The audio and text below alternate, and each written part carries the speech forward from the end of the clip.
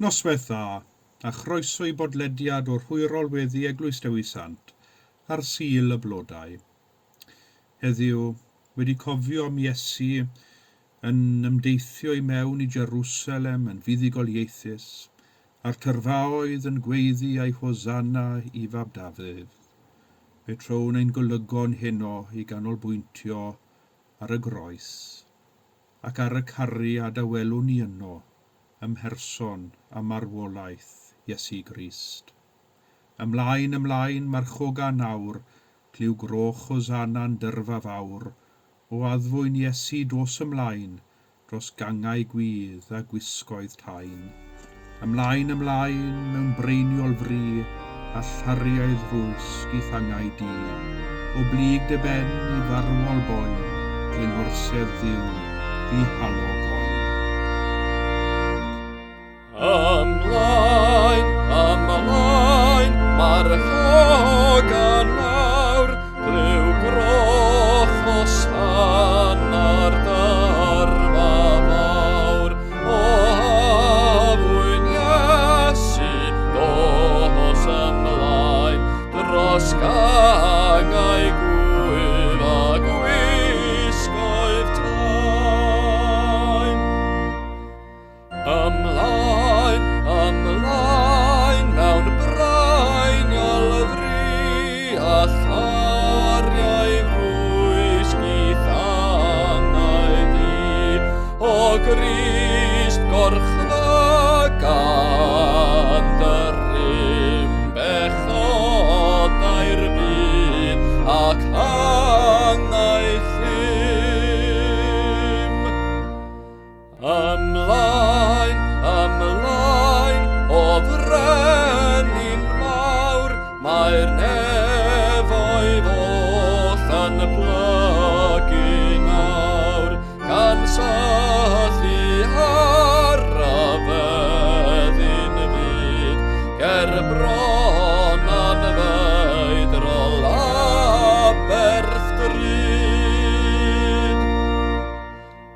Ymlaen, mewn rwysgedd clai, mae'r ymdrech olaf yn nesau, y tad ar y ddisglair o'r sefsi, yn disgwyl ei yn ainiog fri.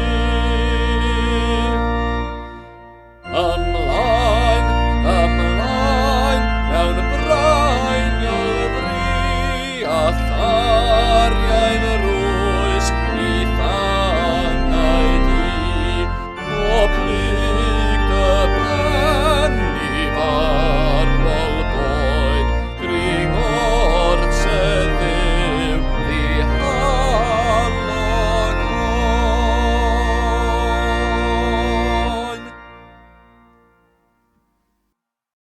Dywedodd Iesu, os mynd neb ddod ar fôl i, rhaid iddo ymwadu ag efo'i hun a chodi ei groes am canlu ni.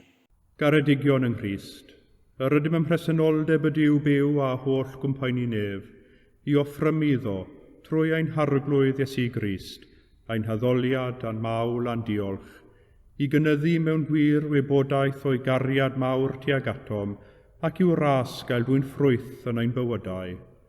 Yr ydym wedi dod i wrando a derbyn sanctaidd a'r Duw, i geisio grymusol nerth yr ysbryd glân, ac i weddio dros ymai'n hunain a thros bawb, fel y derbyniwn y pethau hynny sydd rhaid i ni wrthynt yr ein lles a'n daioni. Ond yn gyntaf, cyffeswn ein pechodau, a cheisio gan ein tad, ei fyddeiant a'i dangnefedd. Cyffeswn i Dduw holl alluog, y tad y mab yr ysbryd glân, i ni bechu ar feddwl gair a gweithred. Gadawsom heb ei gwneud y pethau dylasam ei gwneud, a gwneithom y pethau na ddylasam ei gwneud. Gan hynny, gweddiwn ar ei Dduw drigyrhau wrthym. Trigyrhaed yr holl alluog Dduw wrthym, a maddau ni ein holl bechodau. Gwaredid ni oddi wrth bob drwg, pan cadarnhau a nerthu ym mhob daioni, a'n dwy'n i fywyd tragwyddol. Amen. Yr holl alluog Dduw sy'n maddau bawb sydd yn wir a difeiriol, a drigyrhaw wrthych, maddau i chwi a'ch gwared oddi wrth eich holl bechodau, eich cadarnhau a'ch cryfhau ym mhob daioni, a'ch cadw yn y bywyd tragwyddol, trwy Iesu Grist ein harglwydd. Amen.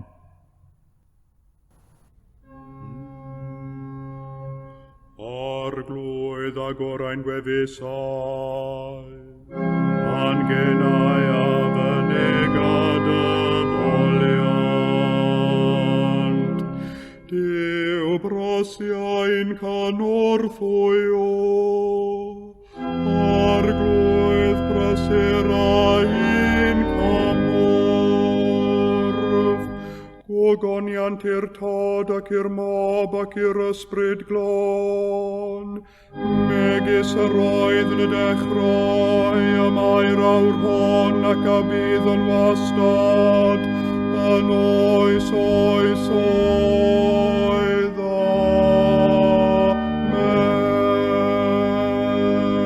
Amen. Molwch yr arglwydd, Molianis fyddo enw'r arglwydd.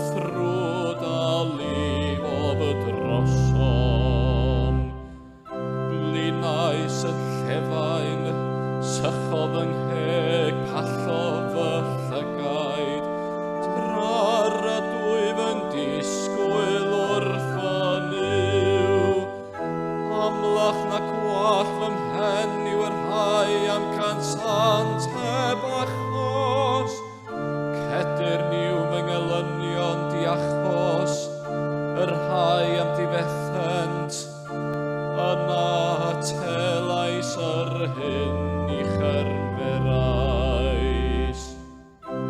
O fyw ti a adweinos fy yn fy drwyf, ac nid yw fy nghamweddau gufiedig rhagod, na chywi lyfer ond plegid i'r rhai o beithiant yn o ti, arglwyf yw a llioedd, na waradwydder ond plegid i'r rhai ath geisiant di o Dduw Israel.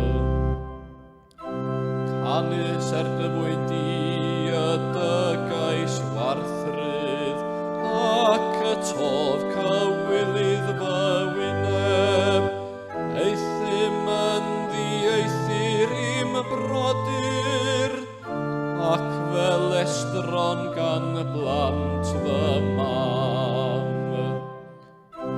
Canys held y dy am hysob, ac waradwyddiad yr rhai a waradwyddent di a syrthio farna fi. Anwylais gan gytufio fy enaid ac am pryd, bu hynny yn wardrwyf i fi mi. Gwisgais hefyd a'ch liain, ac eithim yn ddihareb iddynt, yn fy erbyn y chwedleiau yr rhai a'i stefant yn y porth, ac i'r meddlon yr oeddwm yn wawd. Ond my fi, fy ngwefus yw atati o arglwydd, mewn amser cymeradwy, o fyw yn llysogrwydd dy drigareb gwrando fi, yng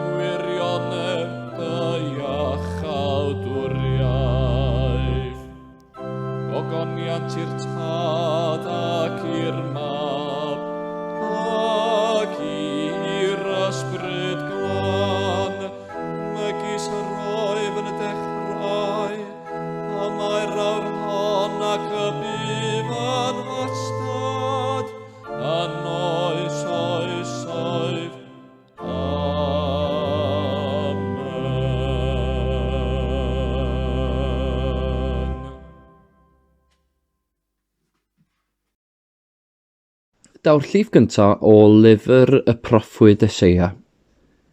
Mi ganaf i'm Mhanwylyd gannig serch am ei wynllan. Yr oedd gan Fanwylyd wynllan ar fryncyn tra ffrwythlon. Fe'i cloddiodd, a'i digaregu, fe'i planodd ar gwynwydd gorau, cododd dŵr yn ei chanol a naddu gwynwyrydd ynddi. Disgwylio fi ddwyn grawnwyn, ond fe ddygof rawn drwg. Yn awr, breswylir Jerusalem a chwi bobl Jwda, barnwch rhyngo fi am gwynllan. Beth oedd i'w wneud i'm gwynllan, yn fwy nag am wneithym? Pam yntai, pan ddisgwiliwn iddi ddwyn grawnwyn y dygof rawn drwg. Yn awr, mi ddwedaf wrthych beth a wnaf i'm gwynllan. Tynaf ymaith ei chlawdd ac fe'i difethyr, chwalaf ei myr ac fe'i sethrir dan draed. Gadawaf hi wedi difrodi, ni chaeth ei thocio na'i hofio, fe dyf yn fi fieri a draen, a gorchmynaf i'r cymylau beidio a glawio arni. Yn wir, gwynllan arglwydd y lluoedd yw tŷ Israel, a phobl Jwda yw ei blanhigyn dethol. Disgwyliodd gael barn, ond cafodd drais. Yn lle cyfiawnder, fe gafodd gri.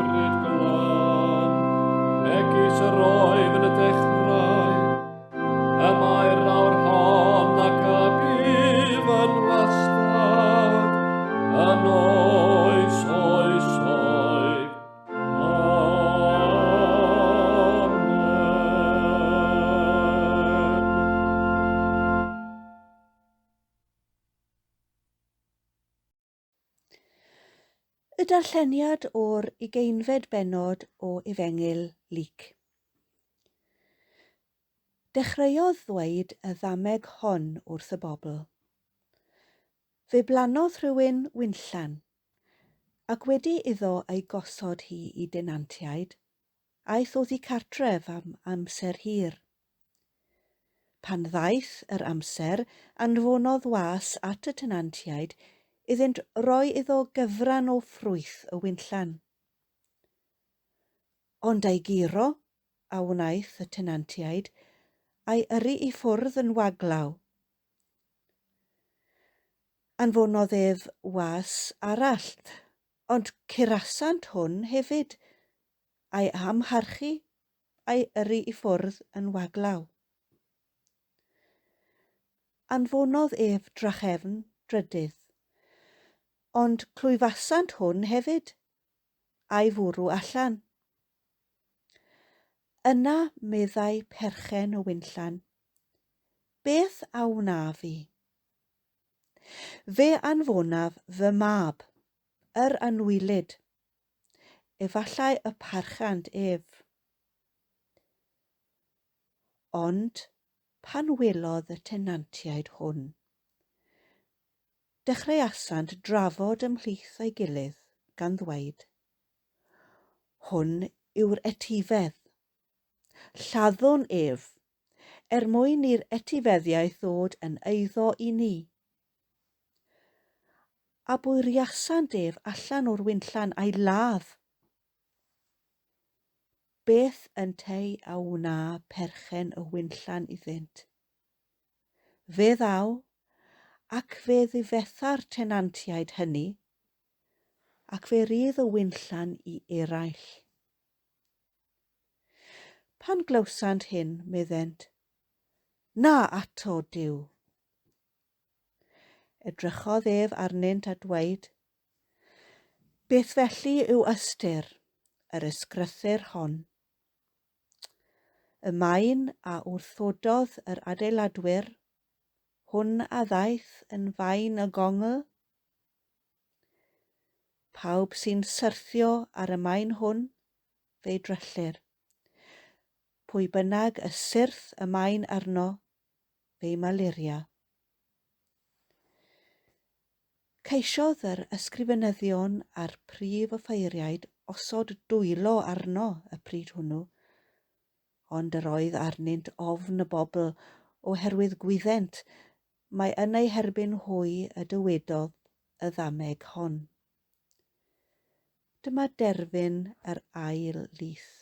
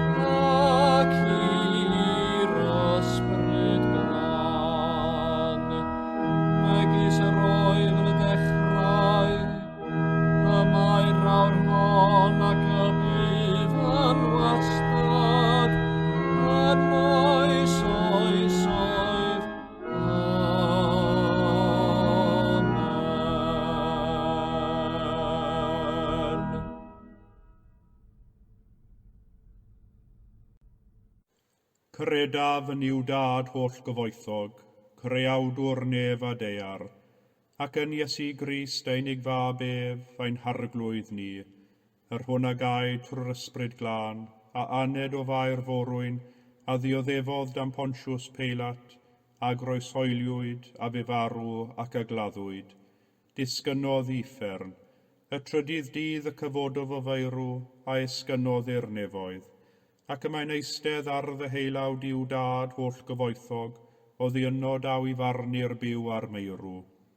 credaf yn yr ysbryd glân, yr Eglwys Lân Gatholig, cymyn y saint, myddeiant pechodau, at gyfodiad y corff, a'r bywyd tragwyddol. Amen. Ar arglwydd a fo gyda chwi, a chydath ysbrydithau gweddiwn. Arglwydd drigar hawr ddim, Christ drigar hawr ddim, arglwydd drigar hawr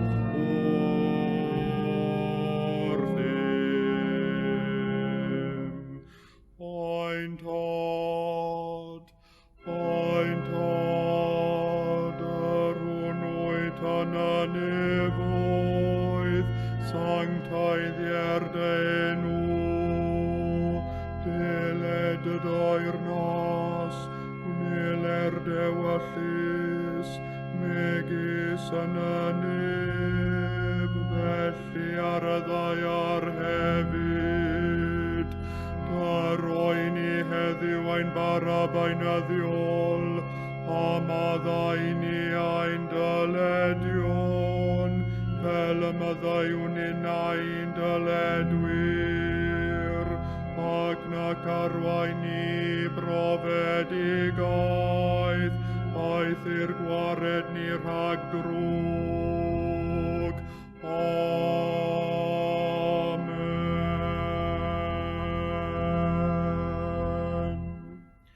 Arglwydd dangos dy drigaredd arnom, a chaniatau ni dy iachawdwriaeth, gwisg dy wain i dogion ag iawnder, a gnad y ddewis bobl yn llawen,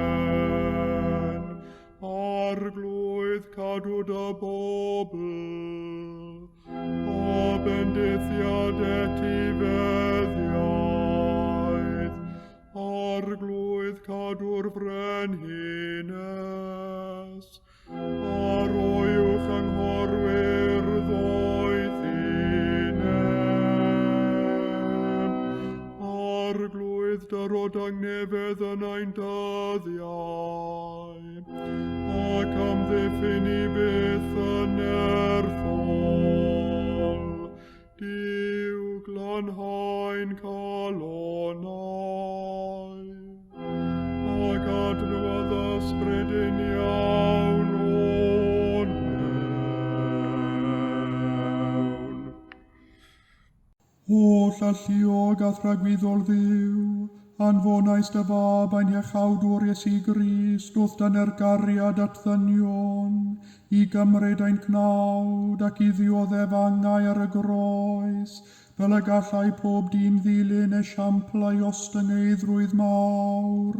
Dyroi ni allu dilyn esiamplau ddioddefgarwch, a bod hefyd yn gyfrannog o'i atgyfodiad, trwy yr un Iesu Grist ein harglwydd.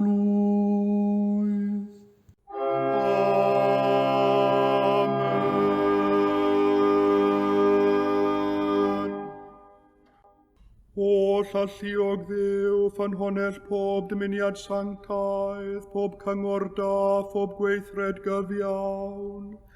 Dyrwydd weision y tangnefedd yn all y byd ei roddi, fel y boi ni, gan i fyddhaeth orchmynion, a'n gwared gennyt rhagofn ein gylynion, dreulio ein hamser mewn heddwch a thangnefedd, trwy Iesu Grist ein harglwydd. Amen. Goleu ein tywyllwch at olygwn i ti o arglwydd, ac oedd fawr drigaredd amddiffyn i rhag pob perygl ac embydrwydd yn os hon, trwy gariad deunig fab ein gwared o'r Iesu Grist. Amen.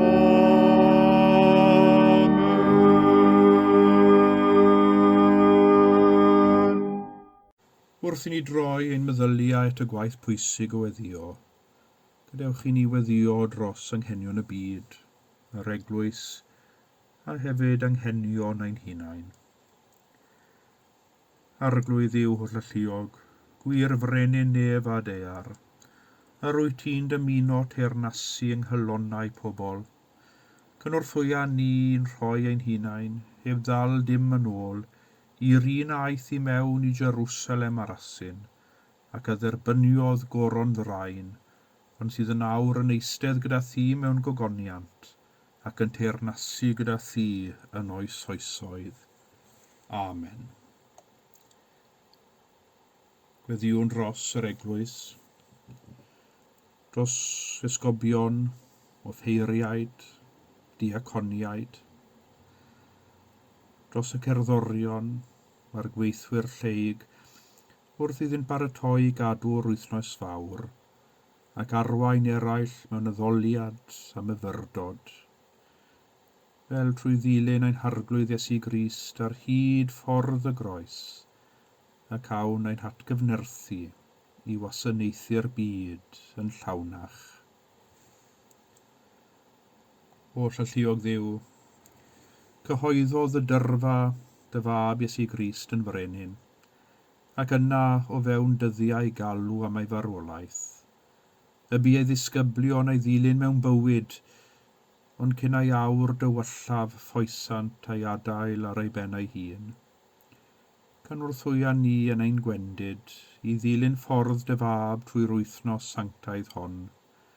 Cadwain llygaid yn gadarn ar ei ddioddefiadau, fel y cawn ddod i brofi grym a gobaith ei atgyfodiad. Trwy Iesu Grist yr un a rhoes ei fywyd dros waredigaeth y byd. Amen. Yn ystod yr wythnos fawr, cawn ein wynebu ar gwirionedd bod dyn yn gallu gwneud pethau ofnadwy a chreulon i'w gyddyn. Ac yn ystod yr wythnosau diwethaf yr ydym wedi cael ein siomi a'n tristau i'r eithaf gan y newyddion a'r lluniau o Wcrain, a'r gost ddynol sydd i'r rhyfel a'r ymysodiad anghyfiawn hwn. Codwn ein llef am heddwch, a hynny wedi adeiladu ar sail cyfiawnder i bawb sy'n dioddef o ganlyniad i'r rhyfel a gormes. Oll alluog Dduw, ffynhonnell pob meddwl o wirionedd a hedd, enyn yng nghalon pob un wir gariad at heddwch, ac oth oethineb pur a heddychlon, arwain y rai sy'n ymgynghori dros cenhedloedd y byd. Fel yr hyrwyddir dy deyrnas mewn tangnefedd, nes llenwi'r ddeiar a gwybodaeth o'th gariad, trwy Iesu Grist ein harglwydd. Amen. Gweddiwn dros bawb sydd yn noson hon yn dioddef. Yn enwedig dros yr rhai sy'n teimlo nad oes neb yn meddwl amdanynt, nac yn gweddio drostynt. Neu'n meddwl bod y byd wedi ei anghofio. Cofiwn am y rhai sy'n dioddef yn y dirgel, ac yn rhy pryderus i ofyn am gymorth. Dros y rhai sy'n teimlo bod Duw wedi ei gadael ar ei pennau hunain, a ffrindiau wedi cefnu arnynt. Dduw ein tad, byd y fab Iesu Grist ddioddef drosom ar y groes, gweddiwn dros deulu poen ym mhob man, dros y rhain sy'n dwyn croes a fiechyd a llesgedd, a'r rhai sydd yn ngafael a nobaith ac iselder ysbryd, dros y rhai sy'n dwyn croes galar a thristwch, a'r rhai am ei hiraeth ac unigrwydd yn ei llethu, dros y rhai sy'n dwyn croes gormes a thrienni, a'r rhai sy'n nychu o brinder bwyd. Profodd dy fab holl boenau i'r teulu'r llawr, rwydd blant anghennus ym mhob man, dydangnefedd yn ei gofidiau, ath nerth, trwy yr un Iesu Grist ein harglwydd. Amen. Ar sul y blodau, ma'n mynwentydd eleni yn llawn blodau i gofio nwyliad aeth o'n blaenau. Cofiwn yn ein gweddiau rhai a ddilynodd Crist ar hyd ffordd y groes, yn ffyddlon gydol ei hoes, ac sydd yn awr yn gorffwys yn hedd a chariad tragwyddol mynwes diw. Dad pawb oll, gweddiwn arnat os y rhai am y dawodd o'r fichedd hon yn dy ffydd di a thofn. Dy roeddynt dy dangnefedd, llywyrched goleuni bythol arnynt, ac yn dy ddoethineb grasol a thallu yn feidrol, cyflawna'n ddynt fwriad dionis dy berffaith ewyllus, trwy Iesu Grist ein harglwydd. Amen. Arglwydd Iesu Grist, yn ystod yr wythnos ddwys a sanctaidd hon, a ninnau'n gweld o'r newydd rhyfeddod a dyfnder dy gariad drud, cynorthwy a ni ddilyn ôl dy droed, i sefyll pan fyddi'n wylo, i deimlo poen dy boenau di, ac wrth i dithau farw, ymgrymu a galaru, fel pan fyddi'n atgyfodi, fe gawn ninnau hefyd gyd gyfrannogi o thlawenydd diddarfod, ar hwn sy'n teyrnasu gyda'r tad a'r ysbryd glân, yn un Duw ac yn ragwyddol. Amen. A dwedwn gyda'n gilydd eiriau'r gras ein harglwydd Iesu Grist a chariad Duw, a chymdeithas yr ysbryd glân efo gyda ni oll, byth bythoedd. Amen.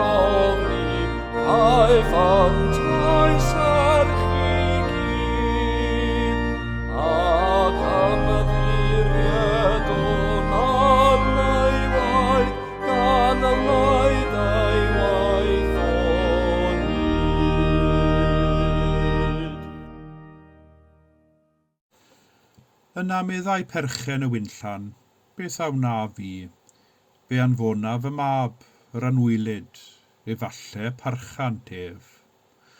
Y drydydd adnod ar 10 o'r 20 bennod o'r Efengil yn ôl Sant Luc. Ar sul y blodau safon yng nghysgod drwm y groes, a dwys-hau fydd y cysgod hwnnw nes i ni gyrraedd prynhawn Gwener y Groglith, pan syrthiodd tywyllwch dros yr holl wlad, cyflwynodd Iesu ei ysbryd i'w dad nefol, a gwyrodd ei ben. Mae'n wythnos anodd, sy'n gorfodi ni gydnabod bod tywyllwch yn bod yn y natur ddynol. Yn y natur ddynol y mae'r gallu fod yn greulon, hunanol, yn ddidrigaredd ac yn gas. Ac mae'r rhai ni gyd yn dod i'r amlwg yn ystod yr wythnos fawr, y cysineb a wynebodd Iesu, Y creulondeb di drygaredd a dderbyniodd wrth law y milwyr, gwawd y bobl oedd yn gwylio o bellter. Does dim byd yn hawdd am ddioddefaint Iesu ar y groes. Cymaint yn ni'n gobeithio'r gorau o'r natur ddynol, eto fe wyddom, dydy hi ddim yn cymryd rhyw lawer i'r natur honno syrthio, i'r gwerthoedd o garedigrwydd, trigaredd, gofedd garwch, ac i'r ddynoliau sy'n gyffredin i bawb, y rhinweddau a'r gwerthoedd hynny dyn ni'n gosod cymaint o bwyslais arnynt, gael ei osod o'r neilltu, ac i gysineb a chreulondeb, yr ochr dywyll hunanol o'r natur ddynol ddod i'r amlwg. Mae'n ddigon hawdd i ni edrych yn ôl ar ddioddefaint Iesu a gweld y creulondeb dirdynol fel rhywbeth sy'n perthyn i oes a fi, os bosib ein bod fel y ddynoliaeth wedi symud o'r fan honno. Y tristwch yw, cymaint mae'r byd wedi newid, cymaint y mae technoleg wedi gwneud yn bywydau'n haws, cymaint mae ein ffordd o fyw wedi newid, yr un yw'r natur ddynol. Nid yw'r natur ddynol wedi newid dim mewn gwirionedd. Dwi'n siŵr bod ni gyd wedi bod yn gwrando ar newyddion yn dod o Wcrain, ac wedi gweld rhai o'r lluniau dirdynol, o'r hyn y mae dyn yn gallu gwneud i ddyn mewn rhyfel. Gawn ein dwysau, ein tristau, ein cythruddo bod y fath cyflafan yn gallu digwydd heddiw yn y flwyddyn 2022 ac yma ar gyrion Ewrop. A gofyn nhw'n pam, sut, i beth? Gwelwn a chawn ein brawychu gan yr ochr dywyll sy'n llechu yn y natur ddynol, ac sy'n tanlinellu ni cymaint sydd wedi newid yn y byd. Dydy'r natur ddynol ddim wedi newid rhyw lawer. Bregus yw pob heddwch. Bregus yw pob sefydlogrwydd. Mae'n ond yn cymryd dim ond un, i ddewis ffordd rhyfel, ac i ddechrau ar y ffordd sy'n arwain at ormes a thrais, ac i'r heddwch ddadfeilio mewn gwrthdaro. Y chwiorydd, hedd a chariad oedd gwir, hawddgarwch y creiad, tirion oes eu teyrnasiad, bri hon fi o fyr barhad. Geiriau yw'r rhain o waith gwilym hiraethog, o iawdl ar heddwch. Pam y byr barhad i'r ddwy chwaer hedd o chariad, oherwydd fe ddaeth y ddynoliaeth a phechod i ddarfu ar yr hawddgarwch a'r tirion oes. Pan edrychwn ni ar y groes, un o'r pethau a welwn ni yw y gwrthgyferbyniad enfawr rhwng ymddygiad dyn ac ymddygiad Iesu. Rhwng y dyrfa'n gweiddi ac yn crochleddfaen, croeshoeliaef, a'r Iesu yn aros yn fyd, ei eiriau o gariad, ei wahoddiad i heddwch, wedi boddi o dan sŵn a gwawdio creulon. Pa allu sydd gan un dyn wrth sefyll dyrfa o bobl yn bloeddio, yn mynnu, yn galw am i'r Iesu gael ei groeshoelio. Beth oedd gan Iesu ddweud o'r groes wrth y rhai oedd wedi ei osod arni, y rhai oedd wedi ei gondemnio, y rhai oedd wedi bwrw'r hoelion i'w gyrddau. O dad, maddau iddynt, oherwydd ni wyddant beth y maint yn ei wneud. Pwy na all, wrth rando ar y geiriau hyn, beidio a theimlo rhyw ias rhyfedd. Iesu o bawb, yn llwyddo i faddau y rhai oedd wedi ei droseddu mewn ffordd mor greulon. A dyma welwn ni wrth edrych ar y groes, yng nghanol y gweithaf o'r natur ddynol, y rhannau o'r natur ddynol y mae'n well gen i'n beidio a meddwl amdano. Fe welwn ni yn Iesu y gorau o'r natur ddynol, yn sefyll uwch ben y cyfan, yn hongian ar groes, o'r fath gariad yn wir. Paradox sy'n anodd i ni ei ddirnad. Ond mae'r darlleniad o'r ail lith heno'n mynd ychydig i helpu ni ddeall y paradox hwn, i ddeall ychydig o beth yw ystyr y groes. Yn yr ail lith heno fe gawson ni ddameg y wynllan a'r tenantiaid. Llefarodd Iesu y ddameg hon ychydig ddyddiau cyn ei groeshoeliad. A phan edrychwn ni ar y ddameg, fe welwn mai esboniad yw hi o'r groes, o'r hyn oedd yn mynd i ddigwydd i Iesu ei hun mewn ond ychydig o ddyddiau. Nawr, dyn ni'n hen gyfarwydd ar ddameg. Mae'n sôn am wynllan a gafodd ei phlannu gan y perchenog ac yna ei renti allan i denantiaid. Ond pan ddaeth y dydd i dalu'r rent, gwrthododd y tenantiaid dalu beth oedd yn ddyledus iddynt. Roeddent wedi dod i gredu bod ganddynt berffaith hawl i wneud fel y mynont a ffrwyth y wynllan. Y tenantiaid wedi'r cyfan oedd wedi gwneud y gwaith o ofalu am y wynllanoedd, o sicrhau ei ffrwythlondeb a chyneuafu ei cnydau. Pwy oedd y perchenog hwn i ofyn am gyfran o'r ffrwyth? Roedd calonnau'r tenantiaid wedi hen galedu yn erbyn y perchenog, ac roedd eu perthynas iddo wedi dieithrio, mae hynny'n amlwg. Ac felly pan anfonodd y perchenog was i mofyn y rent oedd yn hollol feledus iddo, ni chafodd y gwas llawer o groeso. Cymaint roedd y tenantiaid wedi dieithrio oddi wrth y perchenog am ba bynnag reswm, nid yw'r ddameg yn dweud wrthym pam, fod y tenantiaid yn teimlo'n ddigon fodlon o roi crasfa i'r was a'i anfon y maeth yn waglaw. Ymateb cyntaf y tenantiaid oedd troi a defnyddio trais i gael ei ffordd ei hunain. Nad oedd y gwas wedi gwneud dim iddynt, ond gofyn am yr hyn oedd yn gyfreithlon. Mwy na thebyg roedd y tenantiaid yn meddwl y byddai rhoi crasfa i'r gwas yn arwydd gadarn i'r perchenog nad oedd croeso iddo nag unrhyw un arall o'i weision yn y wynllan. Ond anfon gwas arall a wnaeth y perchenog, eto yn y gobaith y byddai'r tenantiaid yn dod at eu coed a talu'r hyn oedd yn ddyledus iddo. Wedi'r cyfan, y perchenog oedd yn perchen ar y wynllan. Efallai byddai gwas arall yn gallu dechrau ar y gwaith o gymodi'r perthynas rhwng y ddau. Ond na, defnyddio trais a wnaeth y tenantiaid ar y gwas hwn eto, gan ei giro a'i amharchu a'i anfon ymaith yn waglaw. Alegori yw hwn o'r hanes a ddarllenwn yn yr Hen Testament, pan aeth pobl Israel i ddilyn a'i llwybr eu hunain a cherdded oddi wrth Dduw. Beth oedd ymateb Dduw, tro ar ôl tro, ond anfon y proffwydi i alw'r bobl yn ôl ato, ond gwrthod neges y proffwydi a wnaeth y bobl tro ar ôl tro. Ond faint tybed ydy ni wedi dieithrio oddi wrth Dduw? Sawl gwaith ydy ni wedi teimlo'r gagendor rhyngom a Duw yn ehangu, ac yn lle dderbyn gair Duw wedi ei gwthio i ffwrdd am nad ydym yn barod i droi yn ôl ato. Mae gwrthryfel yn erbyn Duw yn rhan o'r natur ddynol. Beth oedd gweithred gyntaf dyn, ond cymryd o'r ffrwyth yr oedd Duw wedi gorchymyn iddo beidio a bwyta. Mae fe yn ein DNA. Mae'r peth mwyaf naturiol yn y byd ac eto yr union beth sy'n creu y gagendor rhwng dyn a Duw, a rhwng dyn a'i gyddyn.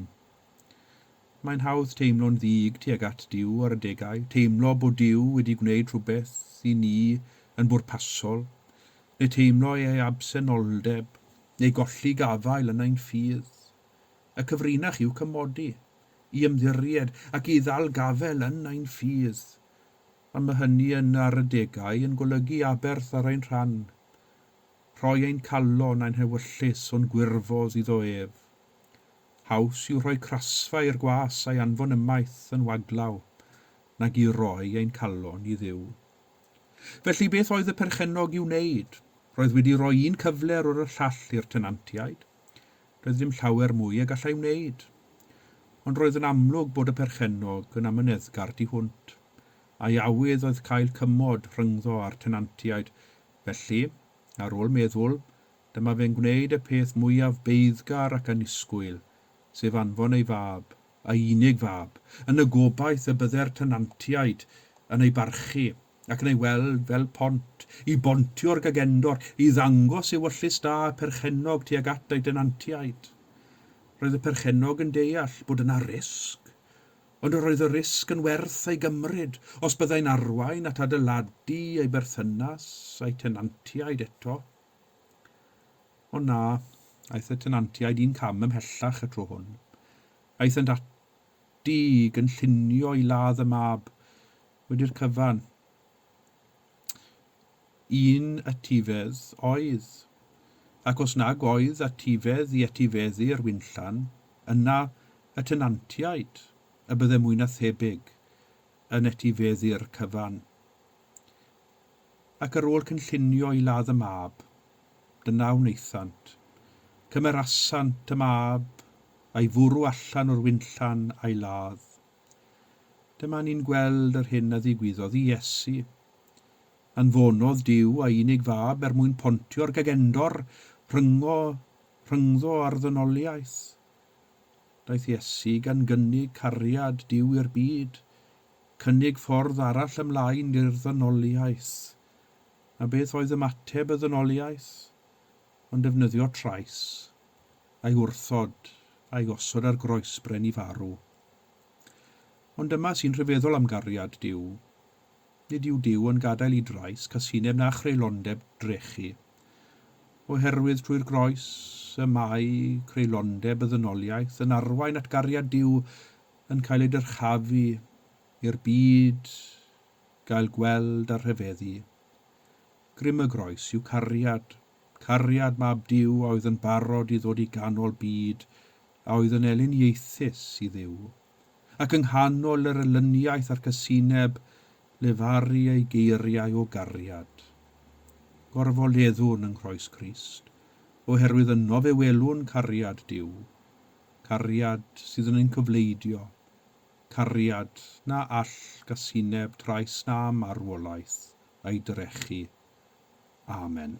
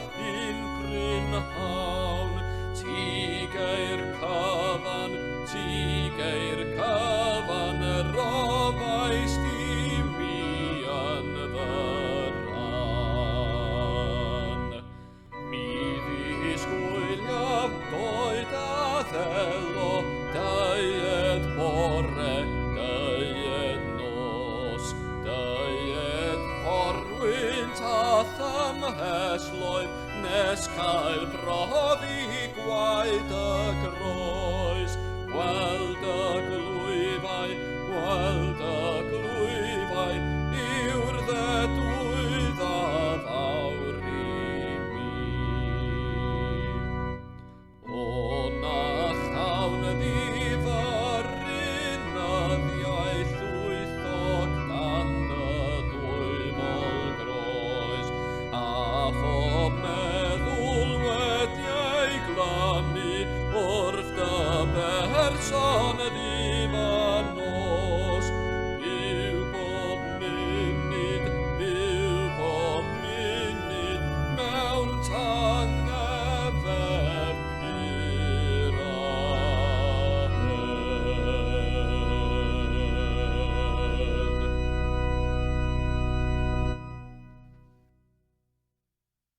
A gweddiwn am fendith Duw. Rhodded Crist ras i chwi i gynyddu mewn sancteiddrwydd, i ymwadu â chwi eich hunain ac i godi croes a'i ddilyn ef, a bendith Duw holl alluog, y tad y mab a'r ysbryd glân, a fo'n eich plith ac a drigo gyda chwi yn wastad. Amen.